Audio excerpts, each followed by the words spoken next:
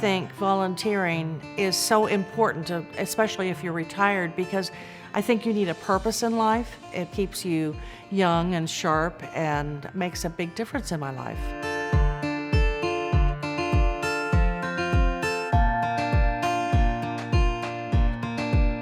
I walk into the classroom, and every kid in that classroom knows I'm Mr. Marty.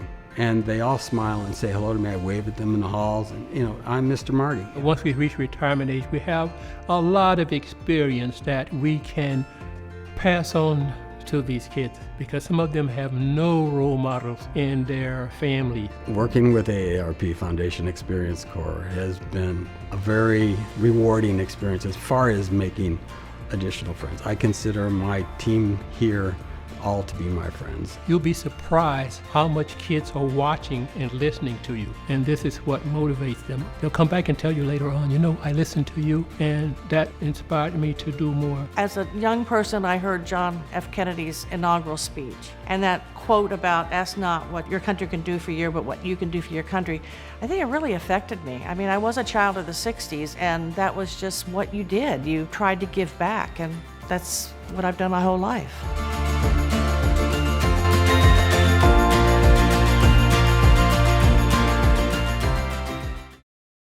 Hope you all had an opportunity to get a little understanding from the video of AARP Foundation Experience Corps, and to bring it to a day-to-day requirement and understanding. We're being joined today by Tony Taylor, who is the branch director. Tony, how are you today?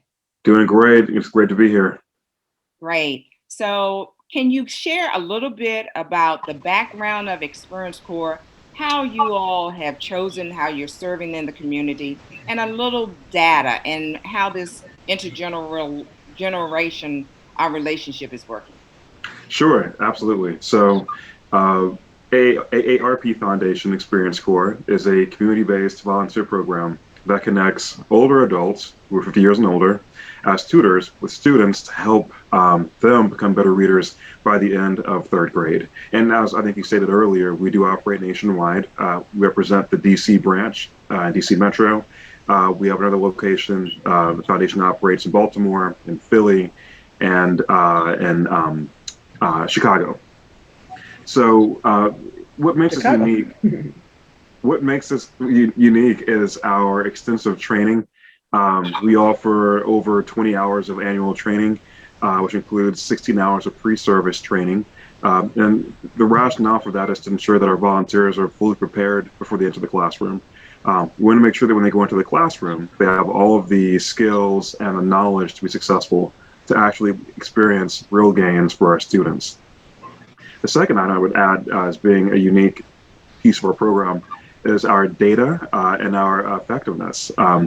70% of our students improve their reading skills by the end of the year, and almost half of our students improve their reading level by a full grade level. And lastly, we have some of the most committed and consistent volunteers, I think, in the city.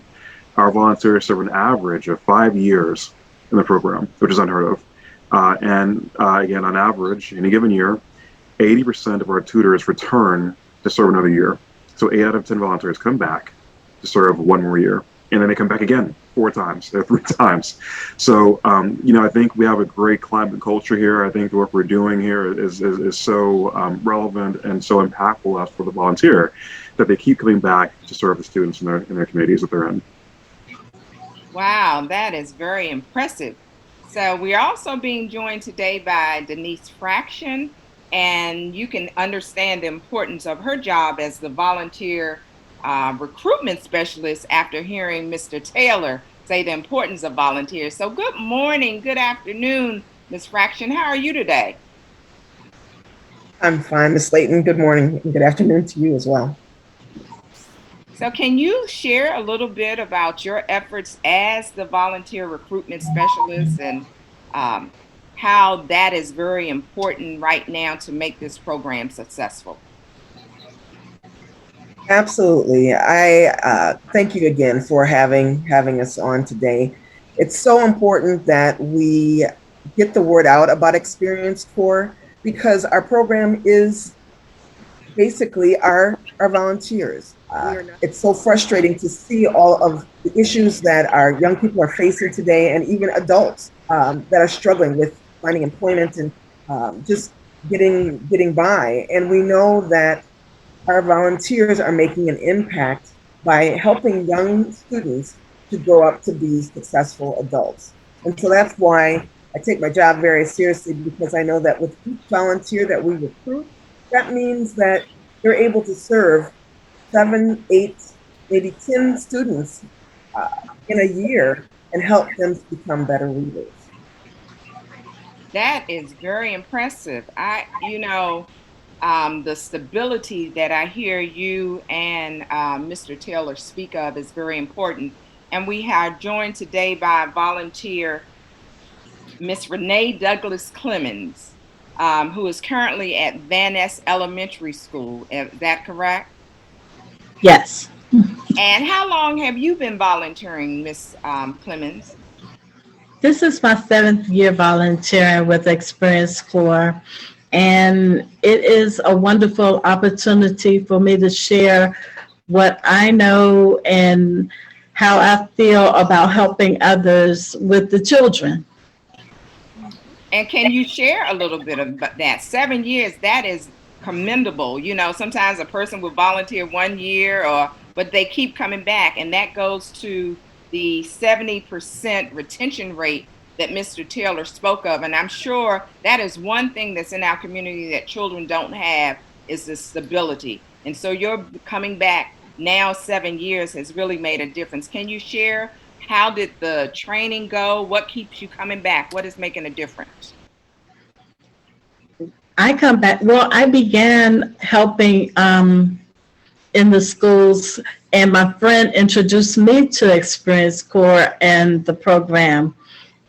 We come back because we see the difference that we're making in our children. This gives us an opportunity to help our children and to help ourselves as well.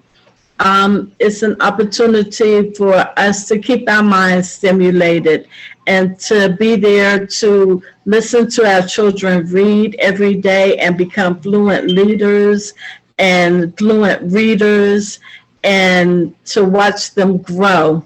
And when we see them on the streets, they greet us with such joy and such a great success in knowing that we've helped them, but they've also helped us.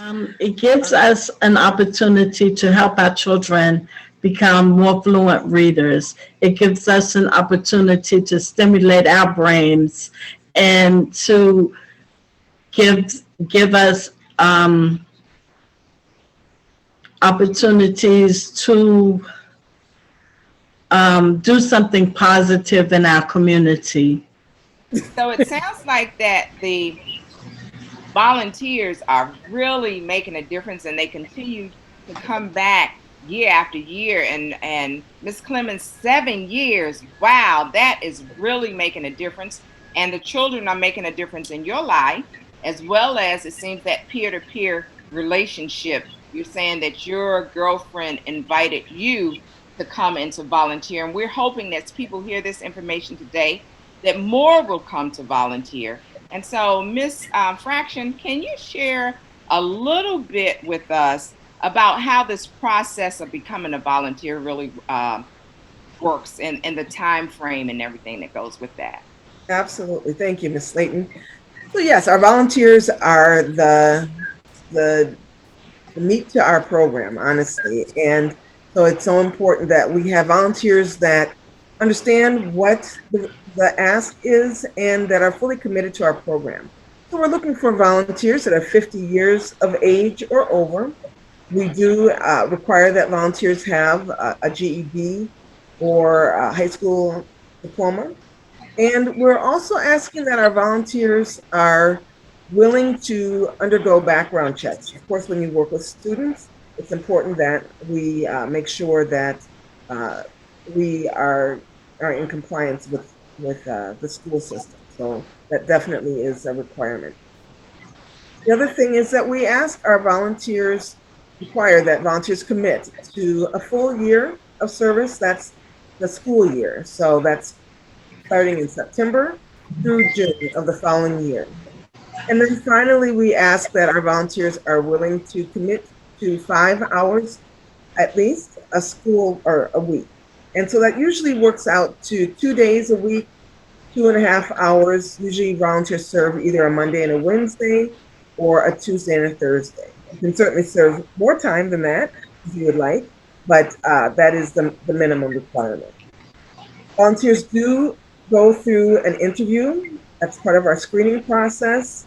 And then they are required to attend our training. And what we've heard over and over is that our volunteers are so appreciative of that training because that's what really prepares them and makes them confident to work with the students that we serve. If you are interested in getting more information about the program or you want to ask more specific questions, I also hold ongoing information sessions. Those are hour-long sessions that are offered virtually. And during that time, again, I give an overview of the program, but really we get a little bit more in depth into any questions that folks may have about CERT. Wow, that is a very detailed process to become a volunteer. And it was great to hear that you required the background check and you all incur that cost for the Yes, we background do. check. Yes, we do. So you That don't have is to. that is that is great. Now, and you were mentioning about the training and all that is taking place. We are still coming to an end of a pandemic with COVID. How did you all pivot or work through that process with COVID going on?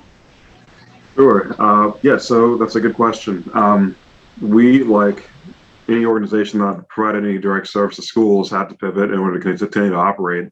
We were fortunate that we had resources from the foundation that allowed us to purchase the technology and technology such as Chromebooks, computers, mobile hotspots for some of our volunteers so we could continue tutoring students remotely. And our partners, many of our partners from previous school years took with us for this during this pandemic year. So we were able to continue to support classrooms. We also have, again, as I stated earlier, a really amazing group of volunteers who were willing and able to stay with us. So they were receiving all of their training over the web, all their prepping over the web, everything online except for the background checks, obviously. But other than that, our volunteers stepped up and learned how to use Zoom, learned how to use Microsoft Teams, learned how to use the new Chromebooks, became comfortable using this technology to tutor with students online, going to trainings online, all of that. And we have had what I would call a pretty successful year, getting our volunteers to make a huge pivot with us to tutoring students through the pandemic. That speaks to dedication and commitment of the volunteers and you all's commitment, AARP Foundation and Experience Corps, to making sure that you are engaged constantly and understand where you do have to pivot when a change comes. And that is very, very important. Now, can you just share the age group that you all focus on and how is a volunteer matched to the individual site or to the student, and how is that done? Sure. So the age of the students that we serve or the grade, I should say, is kindergarten to third grade. And our volunteers actually are given the school sites. We're still adding schools to the sites that we serve. So we give the school sites to the to the volunteers, and they're able to choose their top three choices. Oftentimes, of course, people want to serve in their neighborhood. That makes the most sense in many cases. Other people say, it doesn't matter, wherever there's the greatest need, I'll be happy to serve there. And so you get to choose the first three choices, and then we will place you at that school based on that uh, on your choices and then the need of the program.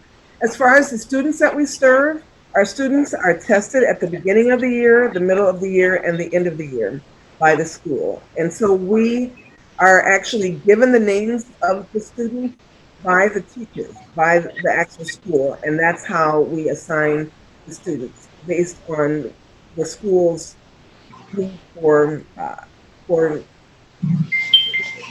volunteers. Volunteers do have the option of what grade they would like to work with, if it be the young students, kindergarten, or if you prefer to work with an older child in third grade. So there's definitely some flexibility as far as where you serve and the age of the child that you serve. Well, that is great, because so often when you volunteer, you want to make sure and understand the process and what you're walking into, right? Because Absolutely. sometimes we hear different things about how schools are or the experience that one has with a child. So is the teacher in the classroom with the volunteer, or is the volunteer off by themselves? And then you also mentioned how things were going virtual with the COVID process. So how does that look? Yeah, so it varies depending on the school. Tutors, if there's a small group tutoring session, the tutor might have a small classroom they're working in, or a small office space. They'll bring two or three students into the tutor individual as a group. And then the other tutoring model is for the one-on-ones, and that can happen anywhere. That might be in the hallway outside of the classroom. It might be in the back corner of the classroom. It might be in the cafeteria. It's wherever the school has a space where there can be, they can, guarantee a certain level of privacy and for concentration and focus from the student. Otherwise, you're concerned about students being distracted by their kids throwing airplanes or whatever kids do in the first and second grade of the classroom. But the idea is to make sure that the student can be secluded and focus on the tutoring session.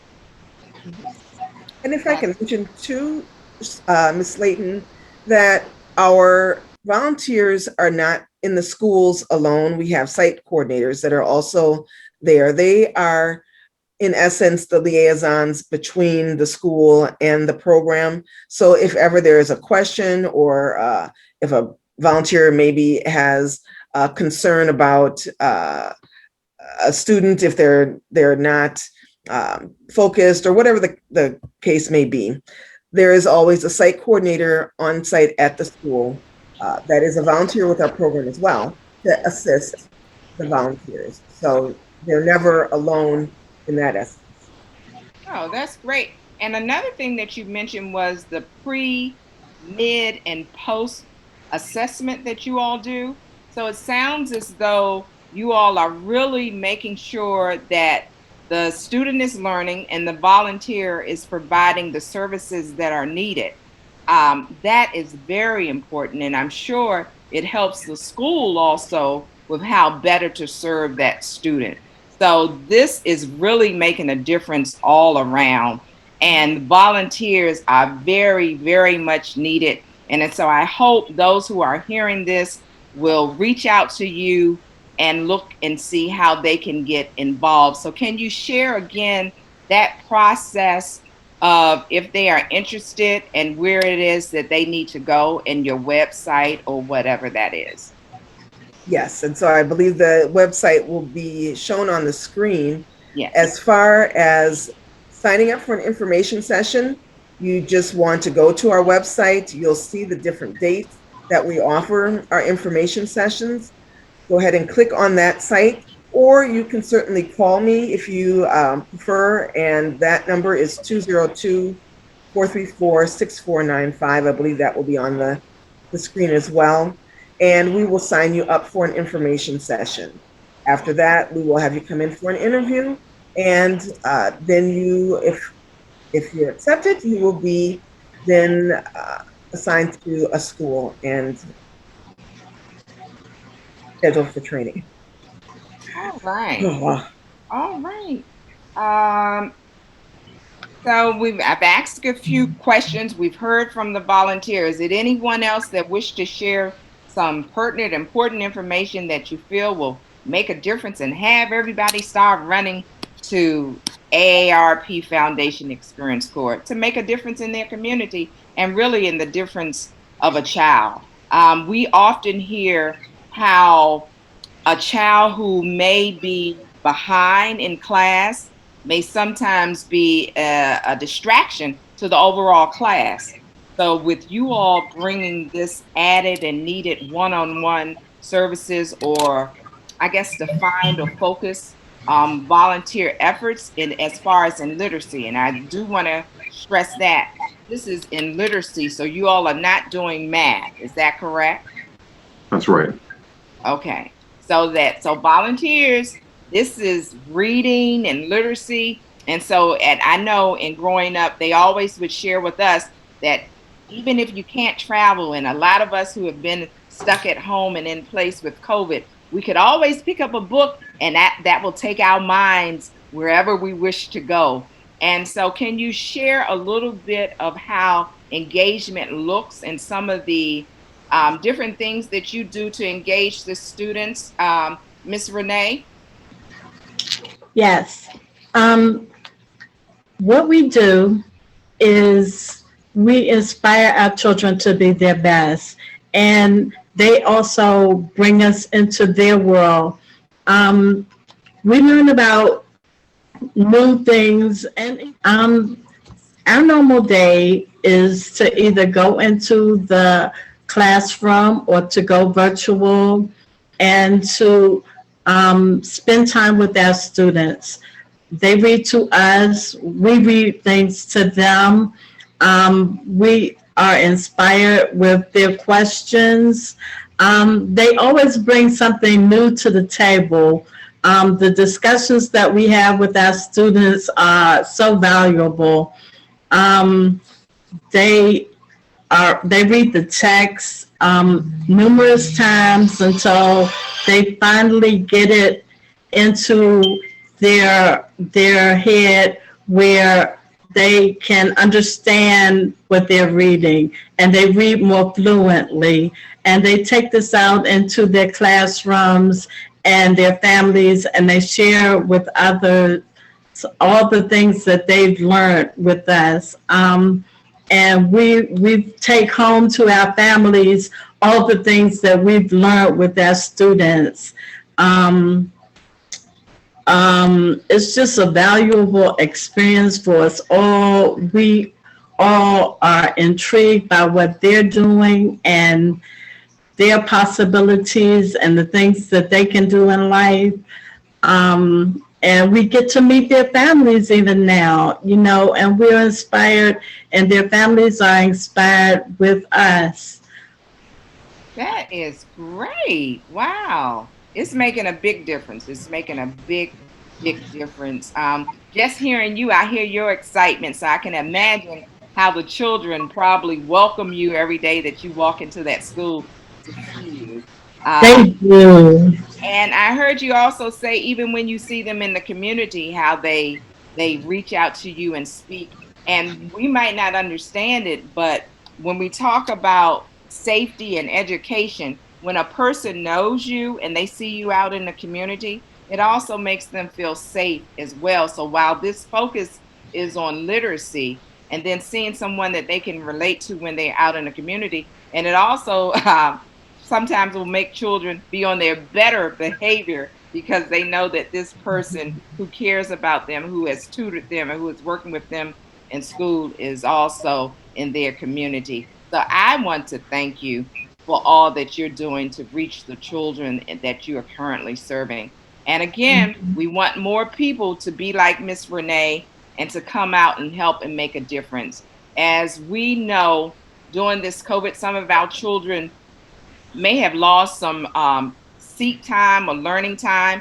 And so the ability to be able to help them if they have slipped is going to be very, very important.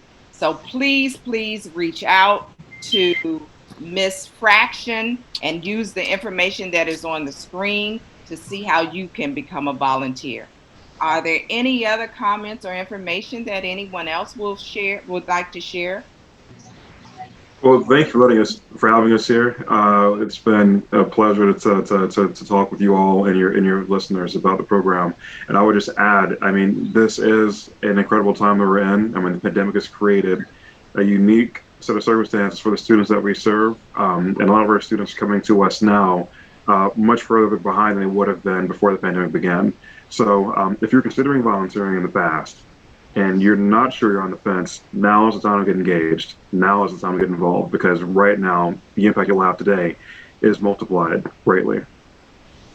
So thank you. Yes, that is very important. Ms. Fraction, did you wish to I, have any? I just, echo what Tony has said. We just appreciate folks sharing the information. If it's not something that maybe fits into your schedule, please share it with friends and family. If you have other organizations, as far as churches or groups that you belong to, and you think that this would be something that they need to hear about, I'm happy to come and speak to them as well. We just need committed individuals that don't have to have a PhD in education. What you need to have is a desire to make a difference in the community. You have the ability to do it. We need you. I just ask that you please contact us when you can. Yes. So please, the information is on the screen.